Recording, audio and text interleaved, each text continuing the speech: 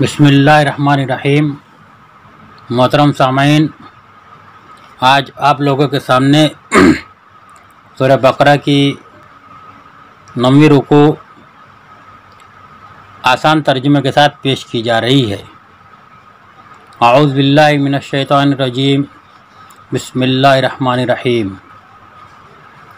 شروع اللہ کے نام سے جو بے انتہا مہربان اور رحم فرمانے والا ہے۔ وَإِذْ قَتَلْتُمْ نَفْسًا فَادَّارَأْتُمْ فِيهَا وَاللَّهُ مُخْرِجٌ مَا كُنْتُمْ تَكْتُمُونَ، اور تمہیں یاد ہے وہ واقعہ جب تم نے ایک شخص کی جان لی تھی، پھر اس کے بارے میں جھگڑنے اور ایک دوسرے پر قتل کا الزام تھوپنے لگے تھے، اور اللہ تعالیٰ نے فیصلہ کر لیا تھا کہ جو کچھ تم چھپاتے ہو اسے کھول کر رکھ دے گا۔ فَقُلْنَا اضْرِبُوهُ بِبَعْضِهَا كَذَلِكَ يُحْيِي اللَّهُ الْمَوْتَى وَيُرِيكُمْ آيَاتِهِ لَعَلَّكُمْ تَعْقِلُونَ۔ اس وقت ہم نے حکم دیا کہ مقتول کی لاش کو اس کے ایک حصے سے ضرب لگاؤ، دیکھو اس طرح اللہ تعالیٰ مردوں کو زندگی بخشتا ہے اور تمہیں اپنی نشانیاں دکھاتا ہے تاکہ تم عقل سے کام لو۔ ثم قست قلوبكم من بعد ذلك فهي كالحجارة أو أشد قسوة وإن من الحجارة لما يتفجر منه الأنهار وإن منها لما يشقق فيخرج منه الماء وإن منها لما يهبط من خشية الله وما الله بغافل عما تعملون۔ مگر ایسی نشانیاں دیکھنے کے بعد بھی آخر کار تمہارے دل سخت ہو گئے ہیں، پتھروں کی طرح سخت، بلکہ سختی میں کچھ ان سے بھی بڑھے ہوئے ہیں، کیونکہ پتھروں میں سے تو کوئی ایسا بھی ہوتا ہے جس میں سے چشمے پھوٹ بہتے ہیں، کوئی پھٹتا ہے اور اس میں سے پانی نکل آتا ہے، اور کوئی خوف خدا سے لرز کر گر بھی پڑتا ہے۔ اللہ تعالیٰ تمہارے کرتوتوں سے بے خبر نہیں ہے۔ افتطمعون ان یؤمنوا لکم وقد كان فریق منهم یسمعون کلام اللہ ثم یحرفونہ من بعد ما عقلوہ وهم یعلمون۔ اے مسلمانوں، اب کیا ان لوگوں سے تم یہ توقع رکھتے ہو کہ تمہاری دعوت پر ایمان لے آئیں گے، حالانکہ ان میں سے ایک گروہ کا شیوہ یہ رہا ہے کہ اللہ کا کلام سنا اور اس کو خوب سمجھ بوجھ کر دانستہ اس میں تعریف کی، جان بوجھ کر اس میں ہیر پھیر کیا اور اپنی طرف سے ملاوٹ کی۔ وَإِذَا لَقُوا الَّذِينَ آمَنُوا قَالُوا آمَنَّا وَإِذَا خَلَا بَعْضُهُمْ إِلَىٰ بَعْضٍ قَالُوا أَتُحَدِّثُونَهُم بِمَا فَتَحَ اللَّهُ عَلَيْكُمْ لِيُحَاجُّوكُم بِهِ عِندَ رَبِّكُمْ أَفَلَا تَعْقِلُونَ۔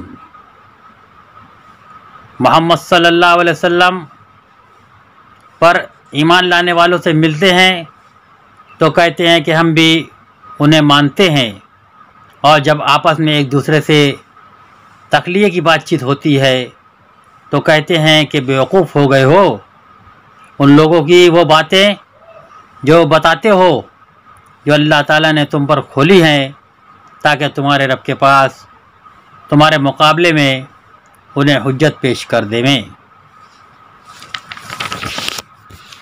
اولا یعلمون ان اللہ یعلم ما یسرون وما یعلنون، اور کیا یہ جانتے نہیں ہیں کہ جو کچھ یہ چھپاتے ہیں اور جو کچھ یہ ظاہر کرتے ہیں اللہ تعالیٰ سب باتوں کی خبر رکھتا ہے۔ وَمِنْهُمْ أُمِّيُّونَ لَا يَعْلَمُونَ الْكِتَابَ إِلَّا أَمَانِيَّ وَإِنْهُمْ إِلَّا يَظُنُّونَ۔ ان میں ایک دوسرا گروہ امیوں کا ہے، ان پڑھ لوگوں کا ہے، جو کتاب کا علم تو رکھتے نہیں، بس اپنی بے بنیاد امیدوں اور آرزوؤں کو لیے بیٹھے ہوئے ہیں، اور محض وہم و گمان میں ایک دوسرے کے آگے چلے جا رہے ہیں۔ فویل للذین یکتبون الکتاب بایدیہم ثم یقولون ھذا من عند اللہ لیشتروا بہ ثمنا قلیلا فویل لہم مما کتبت ایدیہم وویل لہم مما یکسبون۔ بس ہلاکت اور تباہی ہے ان لوگوں کے لیے جو اپنے ہاتھوں سے شرع کا نوشتہ لکھتے ہیں، پھر لوگوں سے کہتے ہیں کہ یہ اللہ کے پاس سے آیا ہوا ہے، ایک من گھڑت شریعت لکھتے ہیں اور کہتے ہیں کہ اللہ کے پاس سے آیا ہوا ہے تاکہ اس کے معاوضے میں تھوڑا سا وہ فائدہ حاصل کر لے، اس سے کوئی دنیاوی کمائی کر لے میں۔ وقالوا لن تمسنا النار الا ایاما معدودہ قل اتخذتم عند اللہ عہدا فلن یخلف اللہ عہدہ ام تقولون علی اللہ ما لا تعلمون۔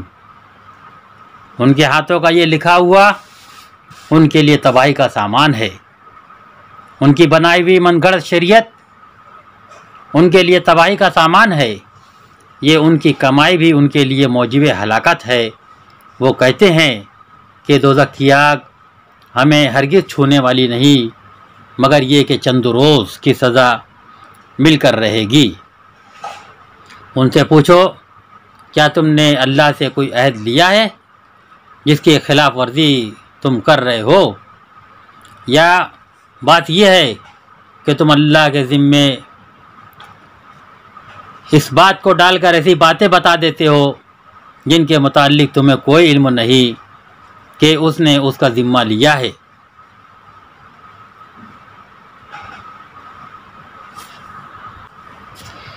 بلا من کسب سیئۃ واحاطت بہ خطیئتہ فاولئک اصحاب النار ہم فیہا خالدون۔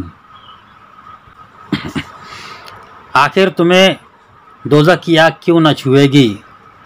جو بھی بدی کمائے گا اور اپنی خطا کاری کے چکر میں پڑا رہے گا وہ دوزخی ہے اور وہ ہمیشہ ہمیش دوزخ میں ہی رہنے والا ہے۔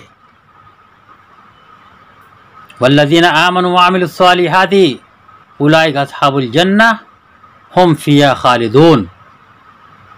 اور جو لوگ ایمان لائیں گے، نیک اعمال کریں گے، حقیقت میں وہی لوگ جنتی ہیں اور جنت میں وہ ہمیشہ ہمیشہ رہیں گے۔